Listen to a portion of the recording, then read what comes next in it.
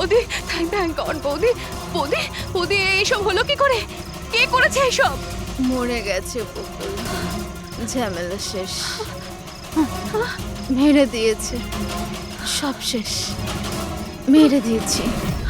শুধুমাত্র মেরে দিয়েছি বলেই প্রমাণ হয় না যে ওই বকুলকে মেরেছে। এটাও তো হতে পারে যে ও আরো কিছু বলতে চাইছিল। হ্যাঁ,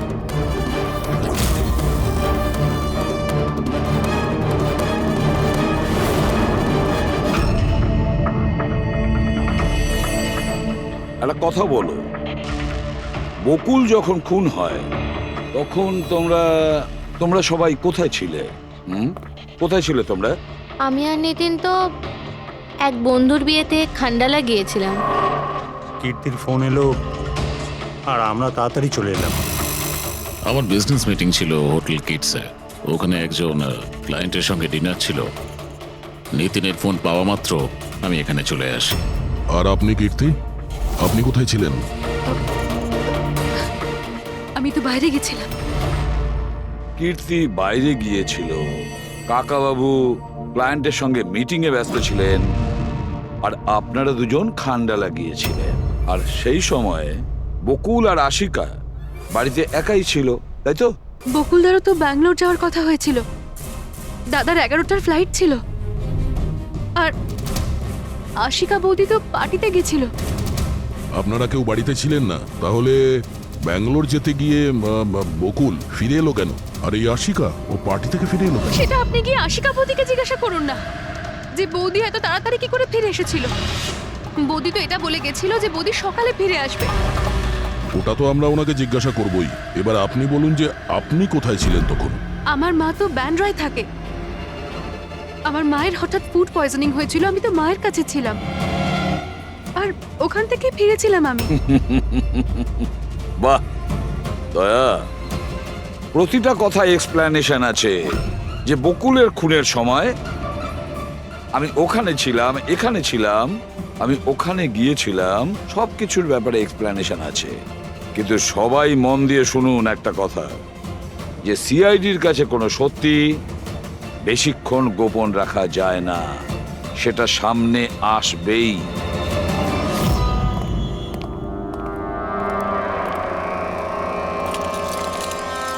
হ্যাঁ, অভিজিৎ, পুরো বডির মধ্যে কাঁচের টুকরো গেঁথে ছিল। আরে হ্যাঁ স্যার, টেস্ট করেও দেখেছি স্যার। এখানে যে রক্তটা আছে সেটার কোথাও নেই স্যার। একটা কাজ করো, বাড়িটাকে খুব ভালো করে তল্লাশি করো, দেখো কিছু না কিছু প্রমাণ নিশ্চয়ই পাবে, তাই না?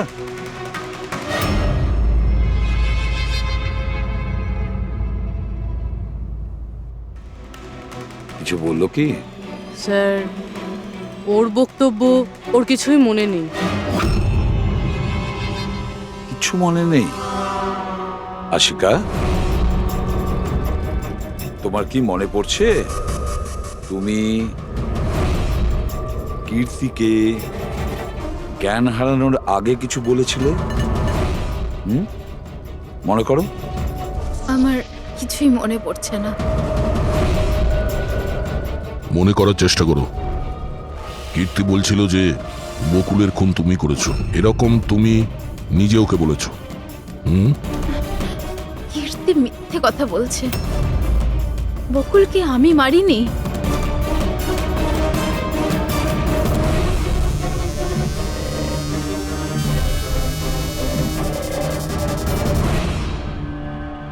স্যার, এ আবার স্মৃতিশক্তি চলে যাওয়ার অ্যাক্টিং করছে না তো?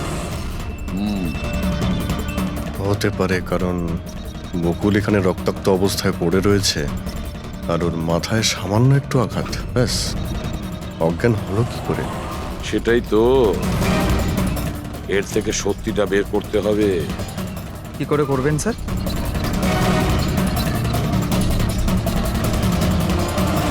সত্যি কথাটা বলিয়ে নেব নার্কো টেস্টের মাধ্যমে।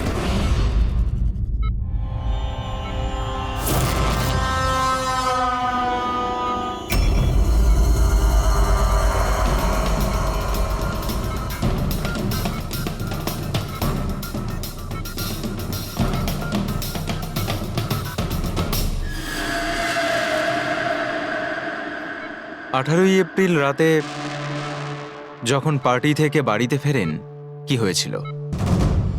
আমি বাড়িতে ঢুকলাম, বকুল চিৎকার করছে। তারপর কি হয়েছিল? তারপরে আমি ঘরে গেলাম দেখার জন্য। কি দেখলেন আপনি? আমি গিয়ে দেখলাম যে বকুল ওখানে দাঁড়িয়ে আছে, ওর পিঠ থেকে রক্ত বেরোচ্ছে, আর আমি ওখানে একটা মেয়ের লাশ পড়ে আছে সেটা দেখতে পাই। আমি খুব রেগে গেছিলাম, আর আমি ওখানে পড়ে থাকা একটা কাঁচের টুকরোকে উঠিয়ে নিলাম।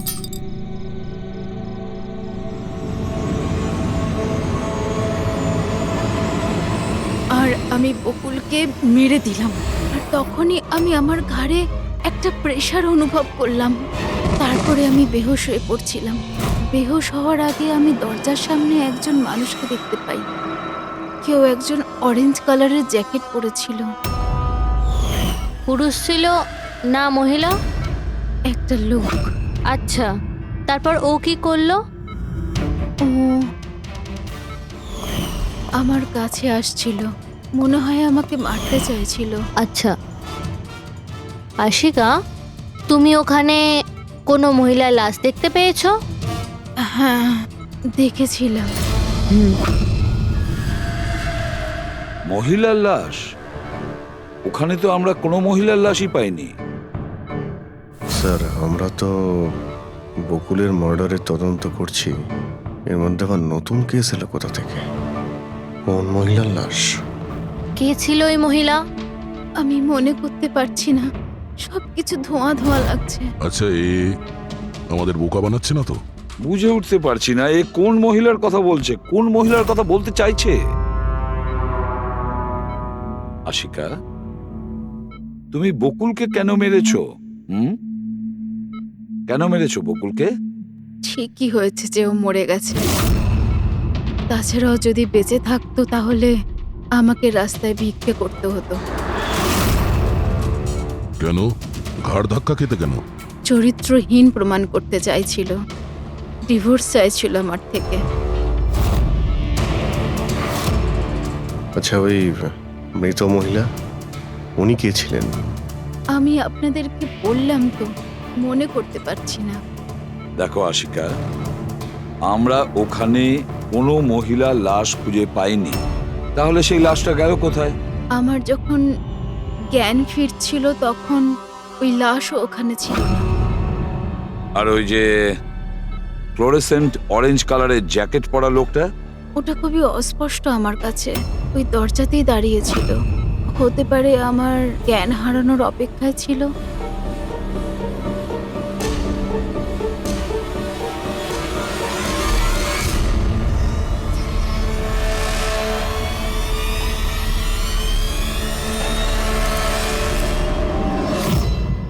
এখন আশিকা ওটাই বলছে যেটা ওর মনে হচ্ছে, কিন্তু টেস্টে আশিকা সবটা সত্যি বলেছে। Thank you. ওয়েলকাম।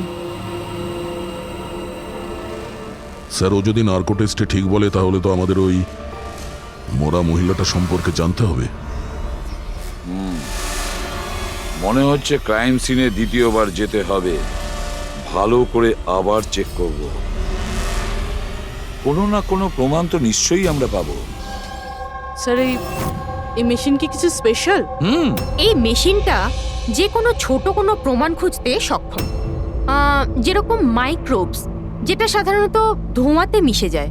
আর এই যে মেশিনটা না, একটা ঘরের মধ্যে একদম ক্ষুদ্র থেকে ক্ষুদ্রতর ডাস্ট পার্টিকলস, সেগুলো দিয়ে ওই জ্যাকেট পরা লোকটা সম্পর্কে আমাদের জানিয়ে দেবে যে এই ঘরের মধ্যে ছিল। খুব ভালো।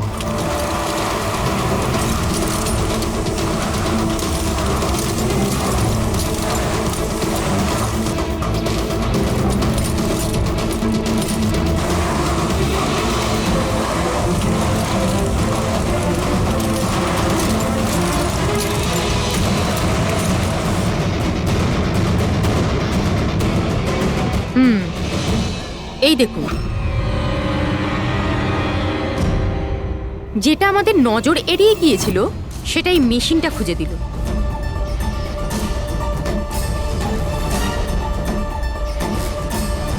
এটা তো মনে হচ্ছে কারণ নখ। তাও আবার নেল পেন্ট লাগানো, ডেফিনেটলি কোনো মহিলারই। কিন্তু স্যার এখানে কিভাবে? হয়তো দৌড়োদৌড়ি হাতাহাতিতে কোনো জিনিসের সঙ্গে ধাক্কা লাগে আর নখটা পড়ে যায়। বাড়ির সবাইকে চেক করো তো, ওদের কারণ হয়তো।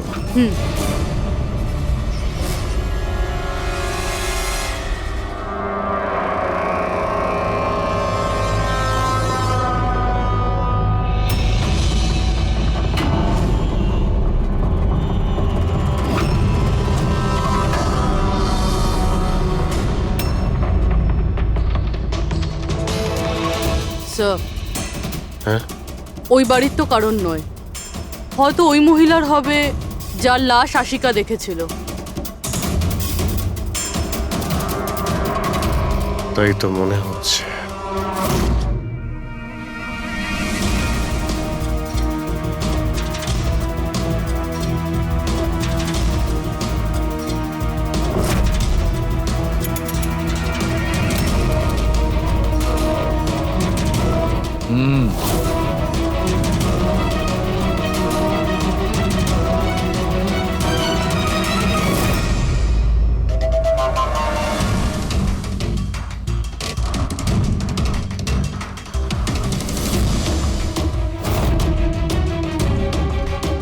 এই ব্যাপার সরকার। রাইট। জানতে পেরেছো এই নখ থেকে এটা কার? স্যার এই নখটা ডিএনএ কোনো ফ্যামিলি মেম্বারের সঙ্গে ম্যাচ করেনি। কিন্তু একটা কথা জানা গেছে বস, এই নখটা যারই হোক না কেন, ও একজন মহিলা আর তার বয়স 20 থেকে 25 বছর। 20 থেকে 25 বছরের মহিলা? আর একটা কথা, হ্যাঁ,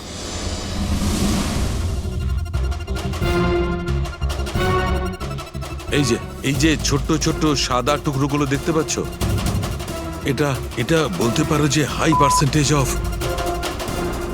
নখ থেকে পেয়েছে। এই মেয়েটা ড্রাগ এডিক্ট ছিল? হ্যাঁ, এটা ওদের পরিবারের কারণ নয়, বাইরের কারণ। স্যার তার মানে যদি কেউ বাইরে থেকে আসে তাহলে কোনো গাড়ি, অটো বা ট্যাক্সি করেই নিশ্চয়ই আসবে। হ্যাঁ, খোঁজ নিয়ে দেখতে হবে রিক্সাওয়ালা, ট্যাক্সিওয়ালা বা ওদের মতো কেউ ওই মহিলাকে বাড়িতে ছেড়ে দিয়ে এসেছিল কিনা। স্যার ওই আশিকা বলছিল কোনো সাফাই কর্মী অরেঞ্জ কালারের জ্যাকেট পরেছিল ওখানে। বেহুশ হওয়ার আগে আমি দরজার সামনে একজন মানুষকে দেখতে পাই, কেউ একজন অরেঞ্জ কালারের জ্যাকেট পরেছিল। ও কে, কোথা থেকে এসেছিল, কোথায় উধাও হয়ে গেল, ওর ব্যাপারে খোঁজ নিতে হবে। স্যার যত ড্রাগ পেডলার্স আছে ওদের কাছে জানতে হবে যে কত মহিলা এই হাই ডোজের ড্রাগস নেয়। অভিজিৎ, একটা কাজ করো, রিক্সাওয়ালা আর ট্যাক্সিওয়ালার কাছে খোঁজ নাও যে ওনাকে বাড়িতে ছেড়ে দিয়ে এসেছিল কিনা, আর মিসিং পার্সনস রিপোর্ট চেক করো। স্যার শহরে যতগুলো ড্রাগ পেডলার আছে না, সবার কাছে গিয়ে খোঁজ নাও, দেখো ওরা এমন কোনো মহিলাকে চেনে কিনা যে হাই কোয়ালিটি ড্রাগ ব্যবহার করে। আর আমরা গিয়ে ওদের বাড়ির লোকের সঙ্গে কথা বলি, দেখা যাক ওরা কোথায় যায়, কি করে ওই ঘটনার সময়।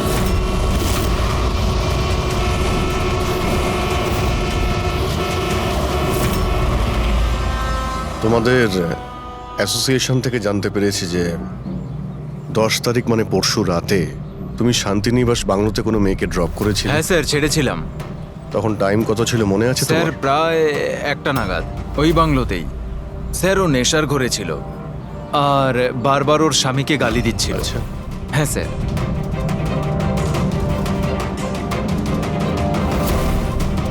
ওই মেয়েটা কি এ ছিল? হ্যাঁ স্যার, এই মেয়েটা ছিল। ওখানে বাংলোর আশেপাশে কোনো গন্ডগোল হয়েছিল কি? না স্যার, গন্ডগোল তো কিছু মনে হয়নি, সবকিছু নর্মালি ছিল। আর একটা গাড়ি দাঁড়িয়ে ছিল, একটা বাইক আর একটা গার্বেজ ভ্যানও ছিল। Garbage van? হ্যাঁ sir. Sir sir sir sir sir sir আমিও পরশুদিন একজন মেয়েকে শান্তিনিবাস বাংলোর কাছে নামিয়েছিলাম। কটার সময়? স্যার সম্ভবত 12:30 নাগাদ। আর তুমি একটা সময় নামিয়েছিলে? হ্যাঁ স্যার। আচ্ছা দেখো তো সেটা কি এই মেয়েটা? না না স্যার, এই মেয়েটা তো নয়। তাহলে একে তুমি একটার সময় নামিয়েছিলে আর 12:30টার সময় যে মেয়েটাকে তুমি নামিয়েছিলে তাকে আবার দেখলে তুমি চিনতে পারবে? একদম স্যার, নিশ্চয়ই চিনে ফেলবো। গুড, চলো। তোমাদেরকে যে যে প্রশ্ন করব তার সঠিক উত্তর আমার চাই। যদি কেউ মিথ্যে বলো না তাহলে ভীষণ মুশকিলে পড়ে যাবে, বুঝেছো? স্যার মিথ্যে কথা বলে কেন নিজেদেরকে বিপদে ফেলবো? হ্যাঁ, তাহলে বলো, যেদিন বকুল খুন হয়েছিল সেদিন কি চেতন তোমার হোটেলে ছিল? হ্যাঁ স্যার, উনি হোটেলেই ছিলেন আর উনি সব সময় ক্লায়েন্টের সাথেই ছিলেন। উনি ক্লায়েন্টের সাথে ডিনারও করেছেন। আচ্ছা, ঠিক আছে, তোমাদের ক্লায়েন্টদের ডিটেলস চাই আমার, আর সেদিনের সিসিটিভি ফুটেজও। শিনা, কীর্তির মায়ের ফুড পয়জনিং কেন হয়েছিল? খাবারে কি মিশিয়েছিলে? আমি কিচ্ছু মেশাইনি। আন্টি তো বাইরে গেছিলেন। যখন তখন উনি ফিরে এসেছিলেন, ওনার শরীরটা ভালো ছিল না। স্যার নিতিন আর সিয়া দুজনে সারাদিন বিয়েতেই ছিল। জিজ্ঞেস করার আগে বলছো, মুখস্থ করে এসেছো নাকি? না ম্যাম, যেটা সত্যি সেটাই বলছি। 11টার সময় ফাংশন শেষ হয়ে গেছিল। এরপরে বাকি রইল নিতিন আর শিয়া। ওরা কোথায় গিয়েছিল? স্যার ওরা মনে হয় নিজেদের রুমে চলে গেছিল।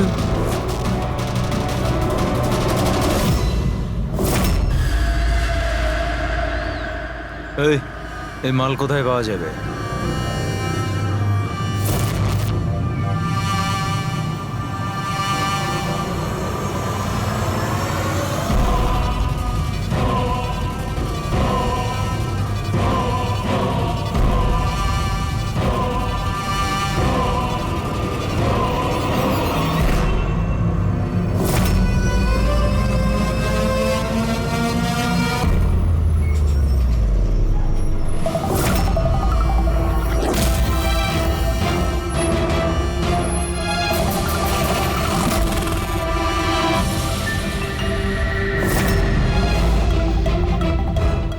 মাল চাই। পেয়ে যাবি। কতটা চাই আর পেমেন্ট কিভাবে করবি? পেমেন্ট মাল ব্যবহার করার পরে। মাল ব্যবহার করার পর দেখ, পালানোর ব্যাপারে না চিন্তাও করিস না। আমার কাছে সমস্ত ক্লায়েন্টের ঠিকুজি কুষ্টি আছে, আর ওই কুষ্টিতে লেখা আছে আমার ক্লায়েন্ট ওভারডোজে মরবে, নয়তো আমার বন্দুকের গুলিতে। কিন্তু তোর কুষ্টিতে লেখা আছে জেল যাওয়া। ওই সব মহিলার ফোন নাম্বার আমার চাই, যাদের তোমরা ড্রাগ সাপ্লাই করো। তাড়াতাড়ি দাও।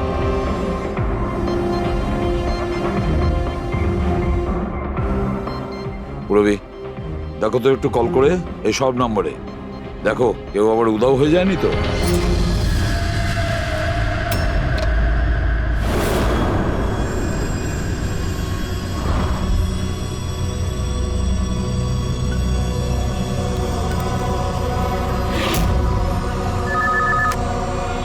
হ্যালো, আচ্ছা, আমি সোনারিকার সাথে কথা বলতে পারি? দেখুন, ও তো দুদিন ধরে কাজে আসছে না। কি? এ নিয়ে তো আমাদেরও চিন্তা হচ্ছে। 2 দিন ধরে? ঠিক আছে, থ্যাংক ইউ স্যার। হ্যাঁ স্যার, ডায়েরিতে যে ছবিগুলো ছিল ওর মধ্যে থেকে এই মেয়েটা নিখোঁজ। এই মেয়েটার নাম সোনারিকা, আর এ একটা বারে কাজ করে। ও 2 দিন কাজে যায়নি। একে দেখে বলো তো, এ কি তোমার ক্লায়েন্ট ছিল? হ্যাঁ স্যার। তুমি কি এই মেয়েটাকে নামিয়েছিলে? হ্যাঁ স্যার, এই ছিল, এই মেয়েটাই। আশিকা নিশ্চয়ই একে দেখেছিল। বকুলের ফ্যামিলির সবাইকে ভেতরে নিয়ে এসো।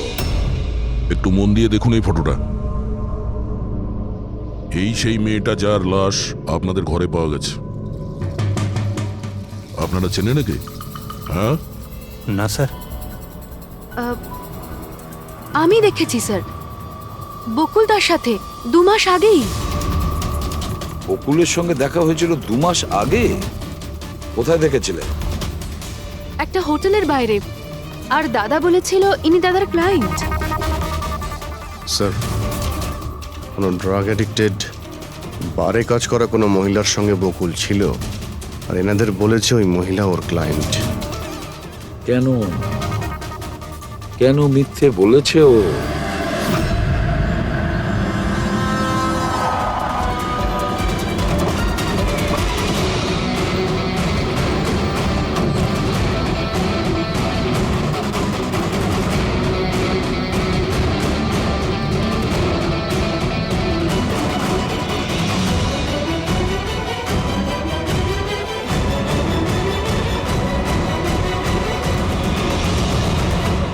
আচ্ছা, সোনারিকা এখানেই কাজ করতো না? আগে হ্যাঁ, এখানেই কাজ করতো। আপনারা কে? সিআইডি।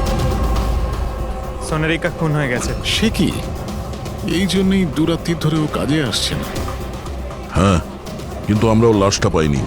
আর সাথে সাথে এর নাম বকুলেও খুন হয়েছে।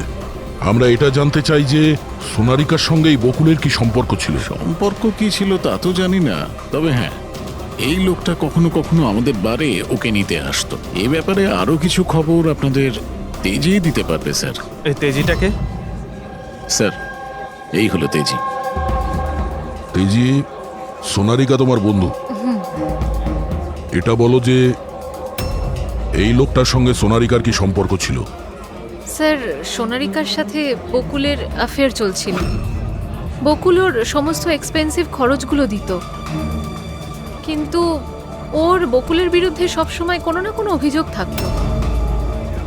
ঠিক কিরকম বলো তো? ওই তো, যেমন ধরুন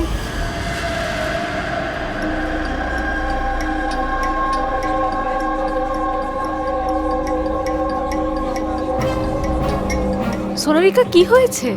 আমি বকুলের সাথে এই সম্পর্কটা আর কন্টিনিউ করতে পারবো। কিন্তু কেন, কি হয়েছে? না এই সম্পর্কটা রেখে আমি কোনো টাকা পয়সা পাচ্ছি না, ওই বকুল নিজের বউকে ডিভোর্স দিচ্ছে। কিছু একটা করতেই হবে। কি করবি তুই? ব্ল্যাকমেল। কি? আমি ওকে ব্ল্যাকমেল করব যে আমাকে এই নাটকটা করতে বাধ্য করেছে। তাহলে কেউ সোনারিকাকে টাকা দিচ্ছিল বকুলের সাথে ভালোবাসার নাটক করার জন্য। মাস্টারমাইন্ড তাহলে অন্য কেউ? হ্যাঁ, আর ওই মাস্টার মাইন্ডই প্ল্যান করে এই সোনারিকা আর বকুলকে মেরে দিয়েছে। কিন্তু আশিকার ওখানে আসা প্ল্যানের মধ্যে ছিল না। বুঝে উঠতে পারছি না যে এই বকুল নিজের ফ্লাইট ছেড়ে বাড়ি কেন ফিরে আসলো। আর স্যার, খুনি যদি বকুলের গার্লফ্রেন্ডকে মারতেই চেয়েছিল তাহলে অন্য কোথাও মারতে পারতো, বাড়িতেই কেন মারতে গেল? হতে পারে খুনি প্রথম থেকেই জানতো যে বকুলের বাড়িতে কেউ নেই, সেই কারণেও মিথ্যে কথা বলে সোনারিকাকে ওখানে ডেকেছে। আর সেই সময় বকুল আর আশিকা ওখানে পৌঁছে গেছে। এটা হতে পারে, কিন্তু স্যার, লাশটাকে ঘরের বাইরে কোথায় নিয়ে যেতে পারে আর কিভাবে? কারণ বকুলের বাড়ির সমস্ত গাড়ি তো আগে থেকেই বাইরে ছিল। উনি যদি চাইতো তাহলে লাশটাকে টুকরো করে সুটকেসে নিয়ে যেতে পারতো, বা লাশটাকে টুকরো করে প্লাস্টিকে ভরে ডাস্টবিনেও ফেলে দিতে পারতো। ওই যে ডাস্টবিনগুলো আছে না বাইরে। হ্যাঁ স্যার। একটা গাড়ি দাঁড়িয়েছিল, একটা বাইক, একটা গার্বেজ ভ্যানও ছিল। কি? রাত্রি 1টার সময়? রাত্রি 1টার সময় বাংলোর বাইরে ময়লার গাড়ি দাঁড়িয়ে ছিল? তার মানে স্যার এই খুনটা প্ল্যান করা ছিল। খুনি গার্বেজ ভ্যান নিয়ে এসেছিল লাশটাকে সরিয়ে ফেলার জন্য। আর স্যার, এই ফ্লুরোসেন্ট অরেঞ্জ কাপড় গার্বেজ ভ্যানের লোকেরাই তো পরে। স্যার, হ্যাঁ, চেতন যেই কোম্পানির বিজনেস ডিনারে গিয়েছিল, এই নামে কোনো কোম্পানিই নেই। আমার বিজনেস মিটিং ছিল হোটেল কিটসে। আর কীর্তির মা বাইরের কিছুই খায়নি। আমার মা ব্যান্ড্রয় থাকেন। মায়ের হঠাৎ করে ফুড পয়জনিং হয়েছিল, আমি তাই মায়ের কাছে আবার একবার ফুড পয়জন হোক কেমন? ঠিক আছে, এটাও জানা দরকার যে যে রাতে বকুল আর ওই মেয়েটা খুন হয়েছে, ওই রাতে খান্ডালা থেকে কোনো ট্যাক্সি বা প্রাইভেট কার বাংলোতে এসেছে।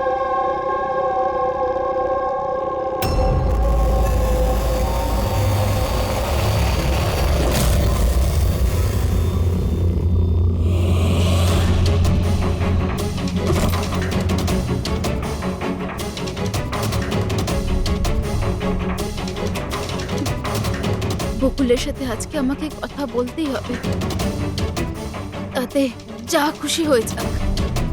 বকুলের সাথে কথা বলতেই হবে।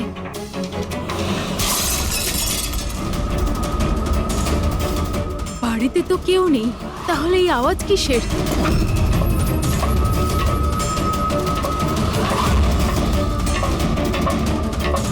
কীর্তি, বকুল, কেউ কিছু বলছে না কেন? কীর্তি ভাই, কীর্তি!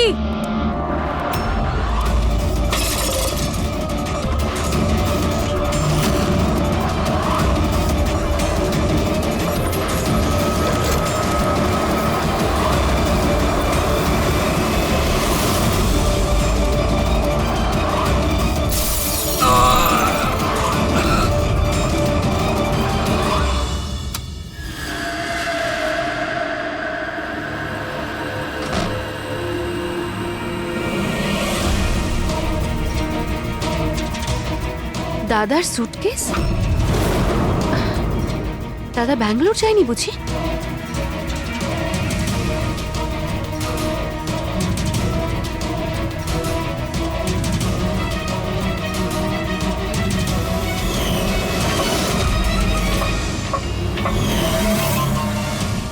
বৌদিও ফিরে চলে এসেছে।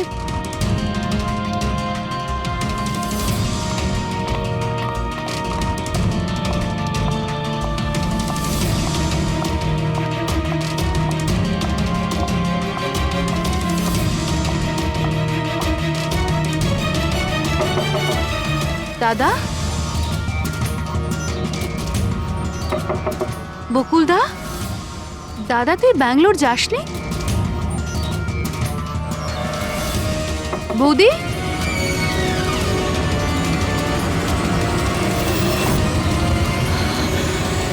দাদা!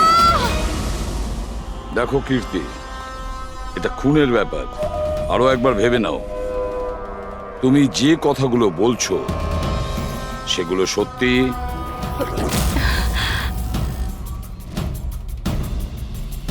স্যার আপনি, আমাদের মনে হচ্ছে না এই ব্যাপারটা সত্যি। আপনার মনে হওয়া না হওয়াতে কিছু এসে যায় না। যখন আপনাকে কিছু জিজ্ঞাসা করা হবে তখনই বলবেন। হতে পারে ও সত্যি বলছে, কি জানি। আমি পাগল নই, আমি সম্পূর্ণ সুস্থ। আমি বলছি তো আপনাদের, আশিকা বৌদি নিজেই বলেছে, বৌদি নিজে দাদাকে খুন করেছে। তোমার মায়ের রোগের ব্যাপারে সত্যি সত্যি বলো। ওনার মেয়ের শিনার কথা অনুযায়ী ওনার এই অবস্থা ঘরের খাবার খেয়ে হয়নি। হ্যাঁ, এটা সত্যি। মা ঘরের কোনো খাবার খায়নি, বরং মা তো আমাকে বলছিল যে মা ড্রাইভারের সাথে কোথাও বাইরে গেছিল আর কারে বসে কিছু ওষুধ খেয়েছিল। ওষুধ খেয়েছিল? হ্যাঁ, আমাদের ড্রাইভার অমনও তাই বলছিল। তোমাদের ড্রাইভার এখন কোথায়? স্যার, আমি সমস্ত ড্রাইভারদের নিয়ে এসেছি যারা গার্বেজ ভ্যান চালায়। আমরা একটা গার্বেজ ভ্যানের সন্ধান পেয়েছি, যেটা মাঝরাতে রাস্তার মাঝখানে দাঁড়িয়েছিল, যাতে লাশ বয়ে নিয়ে যাওয়া হয়েছিল। ভ্যানের ব্যাপারে জানতে পেরে গিয়েছি। সার্ভেলেন্স ক্যামেরাতে আমরা সেটা পরিষ্কার দেখতে পেয়েছি। কেন?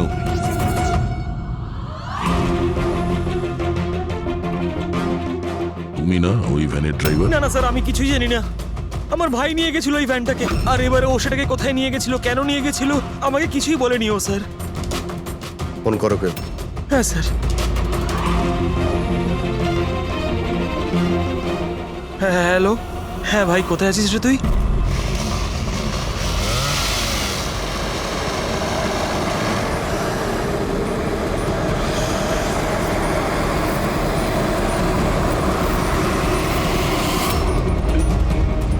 কি ভাই, কেমন আছেন?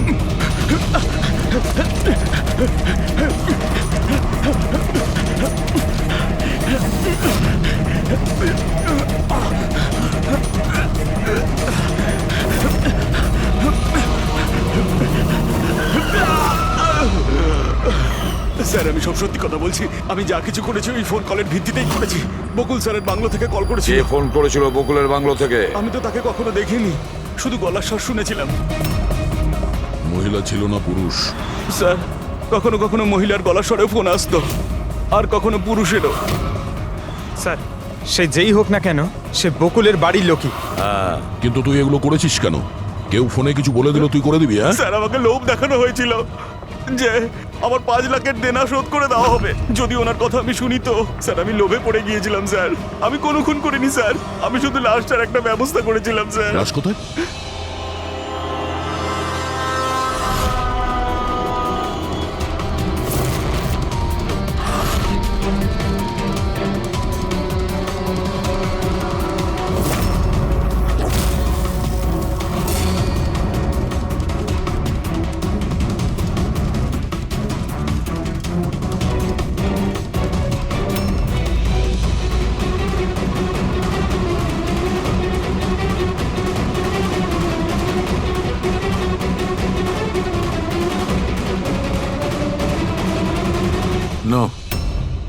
এই মেয়েটার গলা টেপা হয়েছে আর তাতেই ওর মৃত্যু হয়েছে। এই জন্য এর খুনের কোনো চিহ্ন খুঁজে পাওয়া যায়নি ক্রাইম সিন থেকে।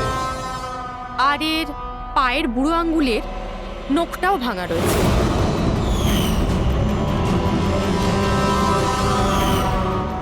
আর ডক্টর এগুলো কি? এই যে হলুদ হলুদ দাগ।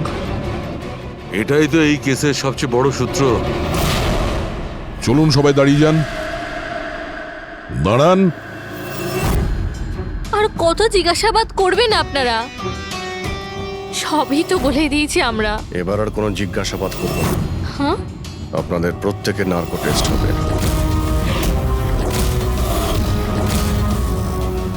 Narco test? কিন্তু কেন? কারণ আপনাদের মধ্যে কেউ যে সত্যিটা বলছে না। আপনাদের কাছে কোর্টের পারমিশন আছে এই নার্কো টেস্টের জন্য? হ্যাঁ, পারমিশন ছাড়া আমরা কিচ্ছু।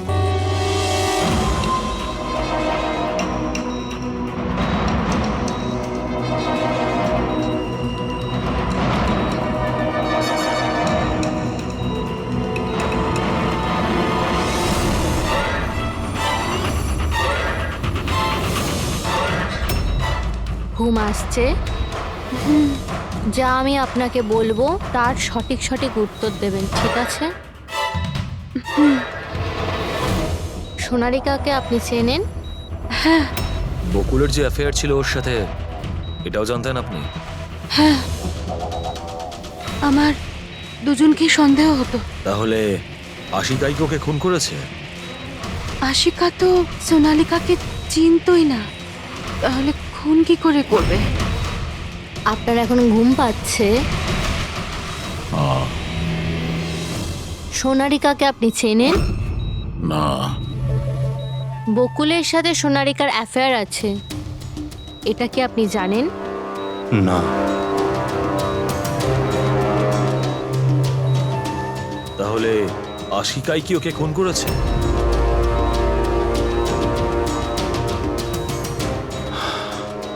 আশিকা সোনালীকে চিনত, আর এই আশিকাই বকুল আর সোনালীকে খুন করেছিল। ও নিজেই এই খুনের ষড়যন্ত্রটা রচনা করেছিল। আশিকা চালচলন কিছুদিন ধরেই খুব অদ্ভুত লাগছিল। এই কথাটা আমি বকুলকে বলেছিলাম। কি হয়েছে স্যার? কিছুই হয়নি নিতিন, শুধু এটাই বলার ছিল টুথ সিরাম অ্যাপ্লাই করলে মানুষ শুধু এটুকুই উত্তর দেয় যতটুকু তাকে প্রশ্ন করা হয়, এর থেকে বেশি কিছু বলে না। ব্যাপারটা হলো মানুষের ব্রেন নিজের মেমোরি শেয়ার করে, কিন্তু ওপিনিয়ন দেয় না, যেটা তুমি দিয়েছো।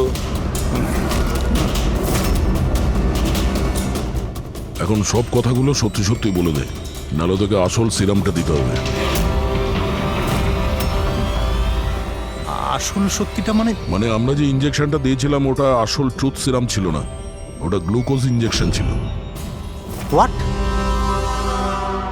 তোমাকে আমরা আগেই সন্দেহ করেছিলাম, কিন্তু চেয়েছিলাম সব সত্যিটা তুমি নিজের মুখেই স্বীকার করো। নিতিন, সবকিছু তুমি খুব চতুর ভাবে দিয়েছো, কিন্তু মেয়েটার গলায় যে হলুদ রং লেগেছিল না, সেটাই তোমাকে ধরিয়ে দিয়েছে। সেই হলুদ যেটা বিয়ের সময় তোমার হাতে লেগেছিল। এই যে হলুদ রঙের পার্টিকেলস গুলো দেখতে পাচ্ছ, এইগুলো আসলে হলুদ, আর এই হলুদের সঙ্গে আটা আর তেল মেশানো হয়েছিল। আটা, তেল আর হলুদ। মুখে কোনো হলুদ নেই, শুধু এইখানে, এই গলার কাছে। কোথা থেকে আসতে পারে এই হলুদ? স্যার, শিয়া বলছিল যে ওরা খান্ডালা গেছিল বিয়ের জন্য, আর ওখানে গায়ে হলুদের অনুষ্ঠানে যুক্ত হয়েছিল। বকুল 500 কোটির রাজত্ব চালাতো, সেই রাজত্ব যেটা আমি তৈরি করেছিলাম, কিন্তু আমাকেই ওই রাজত্ব থেকে বার করে দেওয়ার চেষ্টায় ছিল। ওর সঙ্গে তুমি কথা বলতে, ওকে বোঝাতে। কথা বলার অনেক চেষ্টা করেছিলাম স্যার, অনেকবার চেষ্টা করেছিলাম, কিন্তু ও শুনতো তবে না। ভাই ছিল আমারও, আমি কখনো মারতে চাইনি ওকে, কিন্তু পুরো রাজত্বটা নিজের নামে করতে চাইছিল। সেই জন্য আমিও একটা প্ল্যান করলাম। কি প্ল্যান করেছিলে? বকুল আর আশিকার প্রায় প্রতিদিনই ঝগড়াঝাটি হতো। ও আশিকাকে ছেড়ে দিতে চাইছিল। আমি সোনালীকে টাকার লোভ দেখালাম আর ওকে বললাম যে বকুলের সাথে মিথ্যে ভালোবাসার নাটক করে যাক। আর একদিন সময় হলে ওকে বিয়েও করে নিক। আসলে আমি এই সোনালীর মাধ্যমেই আমার হারানো রাজত্ব ফিরে পেতে চাইছিলাম। কিন্তু ওকে কেন মেরে দিলে? ও তো তোমার সঙ্গই দিচ্ছিল। সেটা প্রথমে স্যার, কিন্তু পরেও আমাকে ব্ল্যাকমেইল করা শুরু করলো। আর সেই জন্যই তুমি মেয়েটিকে কায়দা করে বাড়িতে ডেকে নিয়েছো। হ্যাঁ স্যার, সেই রাতে আমি এমন সিচুয়েশন ক্রিয়েট করলাম যাতে কি সমস্ত লোক বাড়ির বাইরে থাকে। আমিও ওয়াইফকে নিয়ে খান্ডালা চলে গেলাম। আর যেই আমার ওয়াইফ ওষুধ খেয়ে শুয়ে পড়লো, আমি সঙ্গে সঙ্গে ট্যাক্সি নিয়ে এখানে চলে এলাম আর আমনকেও ডেকে নিলাম। সোনালীর ঘরে পৌঁছতেই দেখো সোনালী, আমার কথাটা বোঝার চেষ্টা করো। যদি এই মাঝপথে তুমি আমার সঙ্গটা ছেড়ে দাও তো আমার পুরো প্ল্যানটা বানচাল হয়ে যাবে। হয়ে যাক তোমার সব প্ল্যান বানচাল, আমার কিচ্ছু যায় আসে না তাতে। আর এমনিতেও ওই বকুলের প্রতি আমার কোনো ইন্টারেস্ট নেই। আমি ওকে ভালোবাসি না আর ওকে বিয়েও করতে চাই না।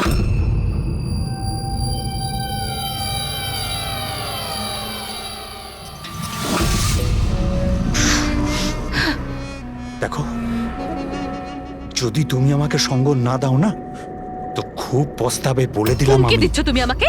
হুমকি দিচ্ছ? হ্যাঁ, এমনটাই ভেবে নাও।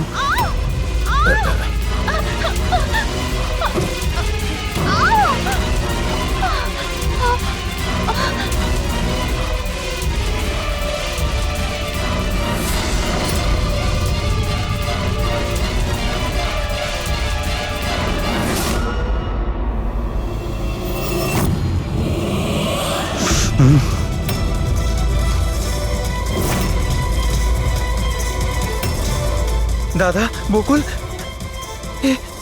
এটা কি করলে তুমি? না না, এই সোনালী আমাকে ফাঁসানোর চেষ্টা সোনালী, করছে। আমি পুলিশকে ফোন করব। আমি এক্ষুনি ফোন করছি। বকুল!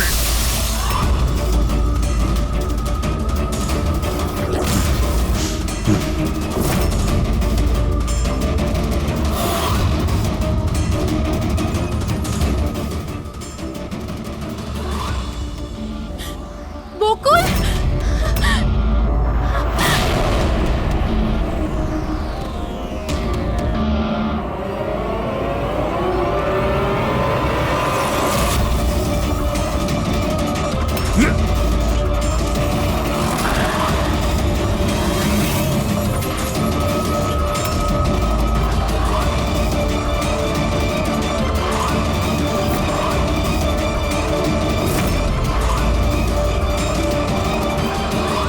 আমি অমনকে ফোনে প্রথমেই বলে দিয়েছিলাম সোনালীর লাশটা একেবারে সরিয়ে ফেলতে, আর ও একেবারে সেই কাজটাই করেছিল। টাকার লোভে পড়ে তুমি এতটাই অন্ধ হয়েছিলে যে নিজের সম্পর্কটাই ভুলে গিয়েছিলে। নিজের ভাইয়ের প্রাণটা নিয়ে নিয়েছো, আর তার উপরেও নিজের সঙ্গী মেয়েটিকেও খুন করলে তুমি। আইন তোমাকে কোনোদিন ক্ষমা করবে না। কঠোরতম শাস্তি হবে তোমার, হয়তো ফাঁসি।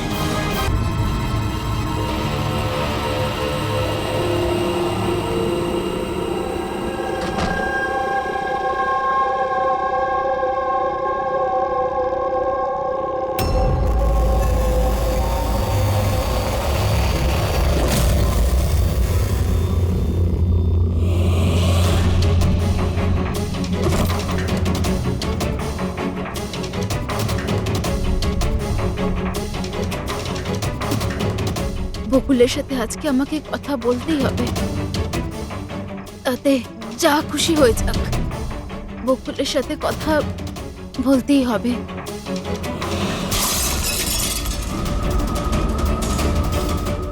বাড়িতে তো কেউ নেই, তাহলে এই আওয়াজ কিসের?